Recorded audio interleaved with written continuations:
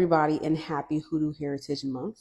All right, and I wanted to start the Hoodoo Heritage Month off with teaching or giving you tips and trips about how to trace your African American lineage to the South to find out where exactly your family is from. There's been conversations about wanting to know where or how to track down where your family is based in this here country. Some people are very distant from their family members, just don't know. Some relatives are deceased and passed on and don't have that information. Some people are adopted and don't have that information. So, disclaimer, if you are adopted, this might be a little helpful, but not too much because of adoption is a different story. And also, there's different legalities and laws depending on the state that you're from. So, that's just a disclaimer. I don't do this professionally, although also just a girl with some tips. That's all. So the first thing you want to start with writing down everything you know, everything you know, from talking to your if you have your any living ancestors that you already have or you can talk to, interview them, ask them all details about where they grew up, their grandparents, their great grandparents.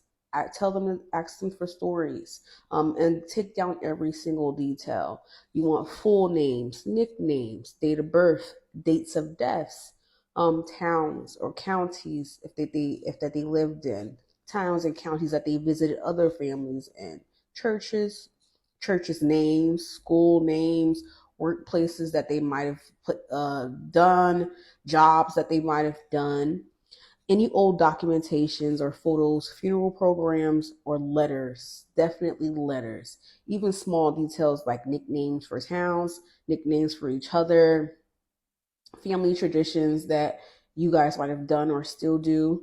Things like that can become a major tip or something that can stand out to you later on when you're doing your research. Also, the anthropologist in me is like, record them, because you never know what might stand out. Um, On to the next part. This is going to require a little bit more research. Using the census, starting with the 1870 census. So 1870 census is the first census where former enslaved people were actually documented based on their household, their date of birth, their age, and work records, like things like that have actually started being documented. And so you can start looking at 1870 census from 1870 all the way up to the 1900s, to the 1910s, and so forth, so on. So you can start there. From there, you can follow your family line, your family lineage in terms of migration patterns throughout this country, where they might have began or where they're at now, based on who they're sending letters to or who they're traveling to.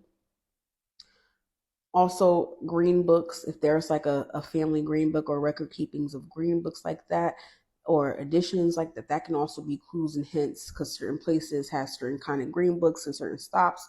That can also be helpful. The next one is the Freedmen's Bureau. Yes, I'm looking at my notes. I have notes, okay, guys, because it's a lot. So the Freedmen Bureau of Records. Freedmen Bureau of Records,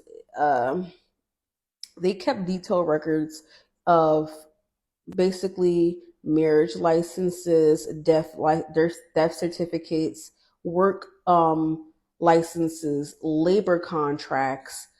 Let's see, school enrollments as well, and petitions for help. So starting with the Freedmen's Bureau can help with if formerly free men who were formerly enslaved who bought their freedom.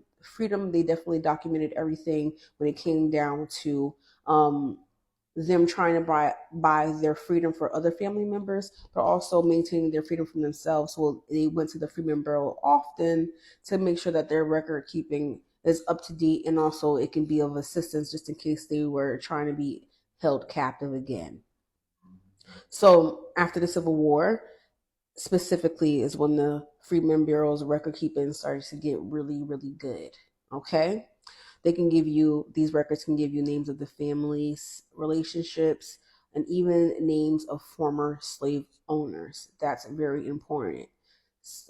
names of former slave owners. If you find one ancestor who and their former slave owner, you that finding that former slave owner, you can definitely research what other family members might have been underneath that plantation, and also from that plantation, who were they sold to, if there were family members that were sold to different patterns. I mean, different families under same patterns of that enslaver. And that's free records. Those records are free to look through. You can just look that up online through the National Archives, and also through Family Search as well. Another thing I want to add is churches and cemetery records, and also military records.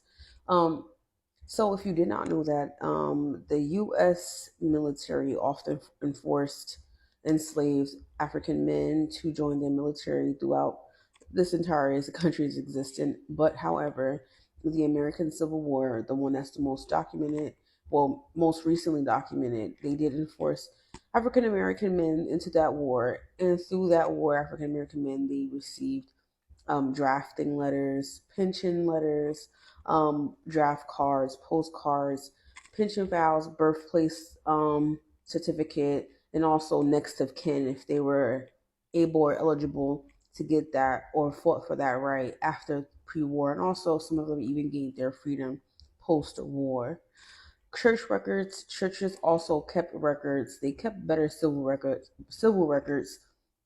than most places for Black African Americans in this country. Churches often kept records of baptisms, marriage records, death records.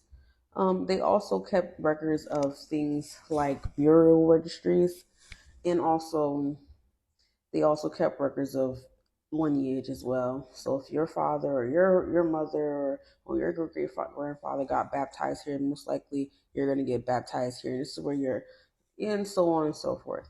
So churches, military records, and also cemetery records.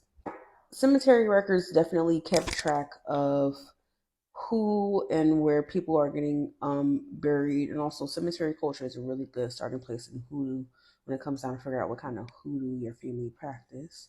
However, also cemeteries, you might come across a problem where, yeah, you can find and locate where your ancestor is. However, your ancestor might share a plot with two or three people, or there might be two or three people in the same grave. So that might be a struggle for some of you guys as well. But cemeteries definitely kept track of ancestors who share land with each other, or if you're at certain places in the South, some of y'all cemeteries, some of y'all people in y'all backyard, certain places in the South. But if not, you have a dedicated plot or area, or there's certain grave sites or certain graves, places where it's documented that this person is here, is laid to rest. You can also find it out through church records as well. So that's something I also wanted to add. So another, just the last final tip, another place that you should look at is colleges and universities.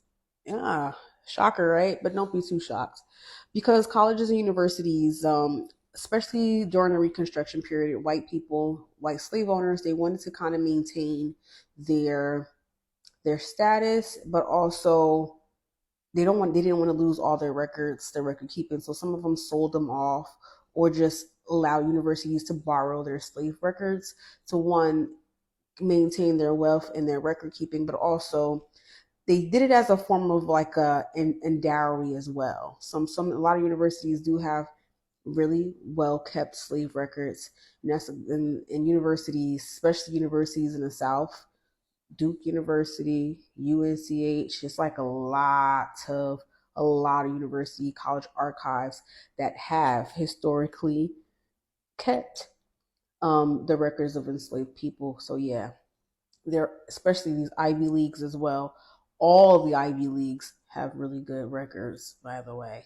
So yeah, they keep yearbooks, they keep enrollment records as well, directories, and also they can link it whatever students. If your grandparents or great great grandparents were people who were formerly there who attended as well in in our most recent history, it can probably trace it back to that as well. So yeah, Some of them, they're really good at capturing hometowns, newspaper articles, and just things like that. Small town newspaper articles are also really good at tracing ancestors, especially if you can go by nicknames or formal names. Sometimes people who documented things that they did or your ancestors did, and it's just regular news or regular history, and you just don't even know it. So yeah, that is the video. It's pretty long. Sorry. Happy Hoodoo Heritage Month, guys. Ooh, 'cause my God, He never leaves me alone. He'll never, ever, ever, He'll never, ever, ever,